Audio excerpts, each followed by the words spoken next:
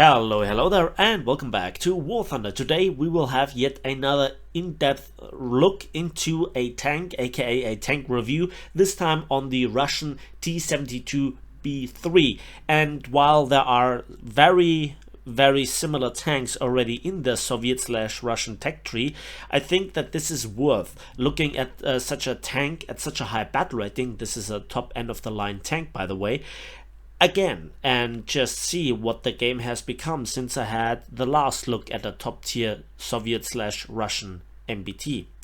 While the tank has its fair share of weaknesses, I personally really like. It is more diverse than a lot of the other Western MBTs, and it brings a little bit more armor to the knife fight, and maybe that catches some people off guard if they can't identify a Soviet tank or a Russian tank with a blink of an eye and then know where to shoot or where not to shoot with their respective armor. There are a lot of numbers, not just overall in the game but also in this review, so I hope you can manage this. A few things up front. First of all, this tank is fully upgraded, fully spaded. It has been given to me for a test drive by Gaijin Entertainment, as you can see here with the unit test drive experiences.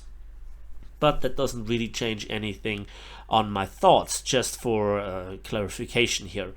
And yeah, it's a beautiful tank. I love the skin. I love just how it looks overall, that it doesn't look like being dressed by mommy like all the Western MBTs. This looks a real battlefield veteran. And so without further ado, let's hop straight into the review. As it is tradition, I want to start the actual tank review with an in-depth look at the armor, and I say in-depth because we have to look at every part of the armor, because it's very complex and also very important to understand it, and also very it matters. The armor actually matters.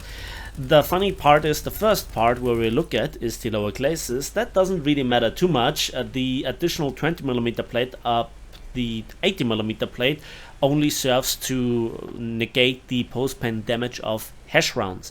But any sort of heat round, any sort of APFSTS round will go straight through and blow up the tank, more or less. And then talk about the bar here, where we actually can see the blank 80mm lower glacis. There are some residues of the composite armor of the upper frontal glacis behind, so that is then where some shots can behave pretty trolly.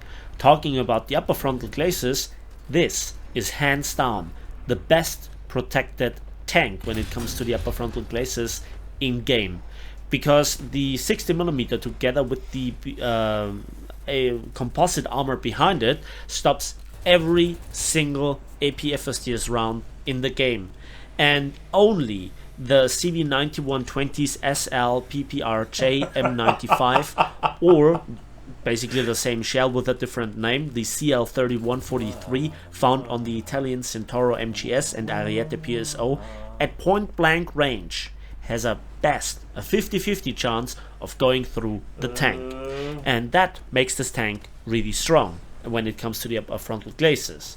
But lower glacis then is a weak spot. There is on top of it, quite literally, some Euro plates, and they also will be very effective, but even the composite screen will absorb any sort of ATGM coming from a tank. And only the strongest tandem warheads from helicopters with 1100mm coming from above will go through this plate. But you know, helicopters are a different story.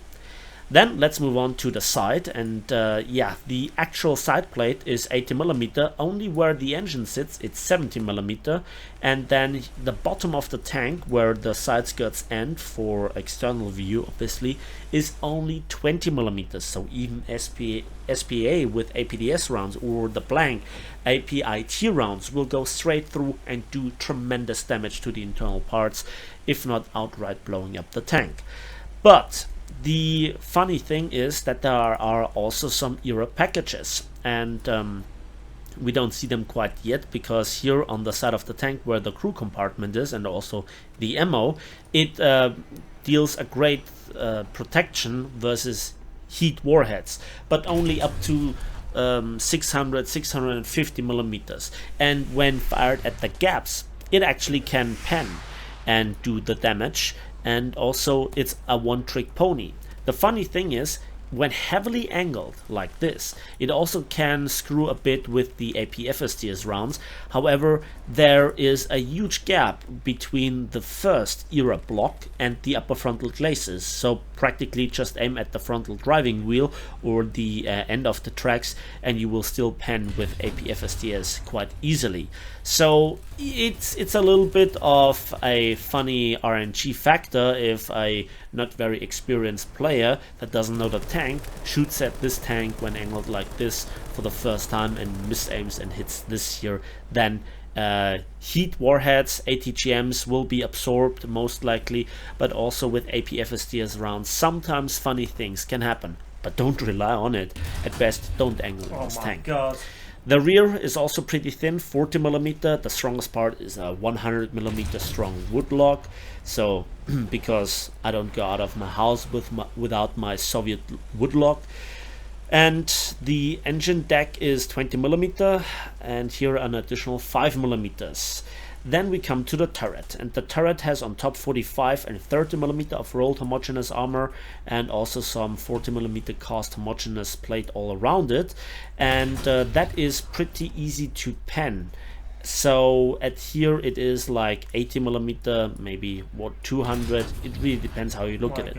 No real challenge for AP-FSTS rounds or heat rounds. Then the frontal part of the tank, and this is where then everything comes together. This is also extremely well protected versus versus AP-FSTS and versus heat rounds. They have not a real chance of penning through the turret, especially heat warheads or ATGMs, as long as they are not tandem warheads, will be greatly absorbed here by those era packages. And then it all good news then end when you just simply shoot here at the turret ring area or the gun breech area or straight through the driver's hatch. So you have a huge weak spot. Let me just quickly summarize this. So lower glacis easily penned, turret ring easily penned by itself, driver's hatch easily penned, and also then the gun breech area easy to knock it out. And then the tank has its fair share of problems to recover from this if it doesn't die outright. And also here we can see, there we can see that it protects versus its own AP-FSTS like this. So this is very good. But it ends when then the era block ends, and also it's a one-trick pony because era just goes away after being hit one time. So this is the summary of the armor. Let's have a quick look at the internal parts, and there we can see this massive block and the side skirts with their explosive reactive armor, and we can see that there are only 3 of the crew members in the tank: the driver, and then the gunner and the commander. Now the good armored parts end right here, so you still can knock out the crew with a side shot hitting directly the turret, or just simply go for the ammunition carousel. And even if you take out a good half of the ammunition carousel is still filled, but then you know those blocks here and the other ones in the fuel tanks get removed. So this helps a little bit, but Soviet tanks are notoriously fragile. They die quite easily, and you know, as usual, the power package, the transmission and the engine are sitting in the back. So let's move on to some other statistics, see what the tank actually can do. Let's begin the statistical comparison with the mobility aspect, and here the tank has the weakest engine with a mere 1130 horsepower, but therefore it's also the lightest with 47 tons. And that gives it a horsepower to ton ratio of exactly 24, and that is only the second worst. In this case it's the Challenger 2-2F, but the distance to the opposition is not that great. In fact, it's pretty good. The top speed is 60 kilometers per hour, which is again only the second worst, or is the second worst. Again, the Challenger 2-2F is 1 kilometer per hour slower, but you are substantially faster than this tank because of the higher horsepower to ton ratio. What is outstandingly bad is the reverse, because all other tanks have between 7 to 10 times the reverse speed, or the possible reverse speed. And so if you come around a corner a bit too quick, it takes literally ages before you can reverse into cover, and it's not helped by the fact that you have no neutral steering. Another factor is that this tank just slides around, it drifts around crazy, and so in order to keep this under control, to still be able to drive in gunner's optics view, you have to use the driver assistance mode. No joke, it drifts around that hard, and that can catch you off guard if you're not really used to Soviet MBTs. I have no idea why, but the tank seems to miss a lot of the traction. And so in terms of mobility, Western MBTs across the board will beat it, except the Challenger 2 series. So now let's have a look at the gun handling.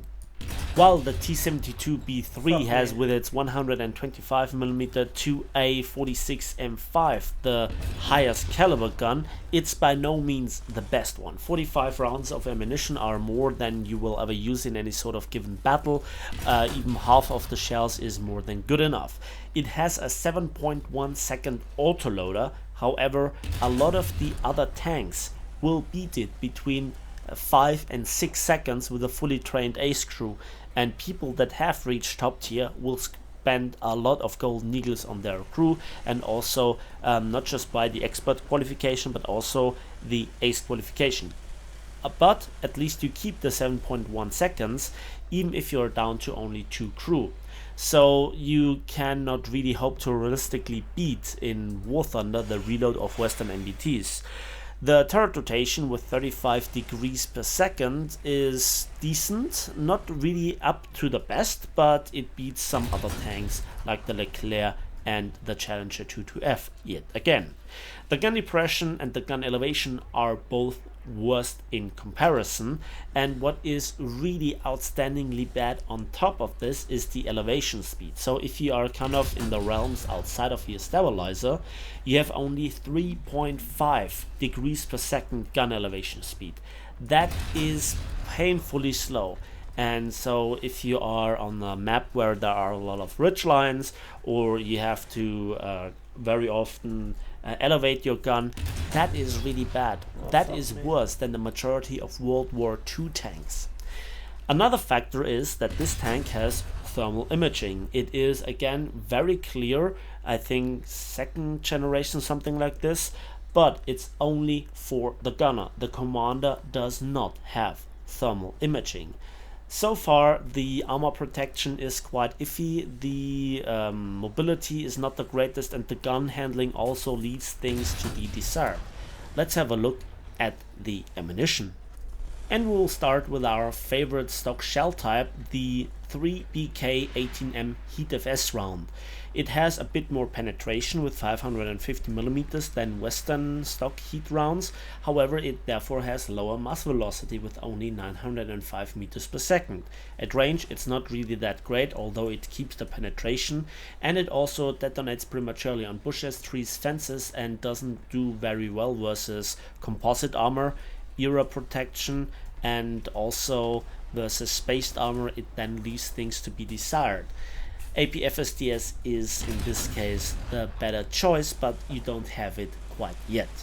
The second shell type is the 3OF26HE round, and the muzzle velocity goes even lower, down to 850 meters per second, but therefore you have 42 millimeters of splash. Yes, it also has the all before mentioned disadvantages, but you can just hit right under the gun barrel of a lot of MBTs and try to blow them up. You have funny shots where the splash is right there, but versus spaced armor, composite armor, etc., it doesn't really do all that well.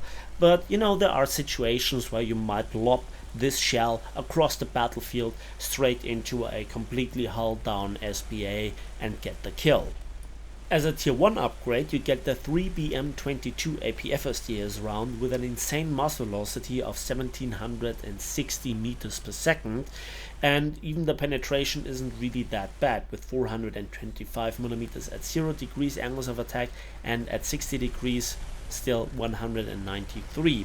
So not really the best APFSDS, although pretty fast, and APFSDS itself is always pretty good for weak spot sniping, sniping at long range, and in general to punch clean through the entirety of the tank. And so this is definitely one of the best tier 1 upgrades that you can get with this tank. So if you're also a fan of death to helicopters, look no further, because the 4th ammunition type is the 9M119M1 ATGM, which is a tandem charge warhead, so you can bypass not just only aero protection but also deal quite a considerable blast damage to helicopters. 850 millimeters of penetration is no joke, although versus composite armor of Western MBTs, especially the high tier ones, it still might struggle.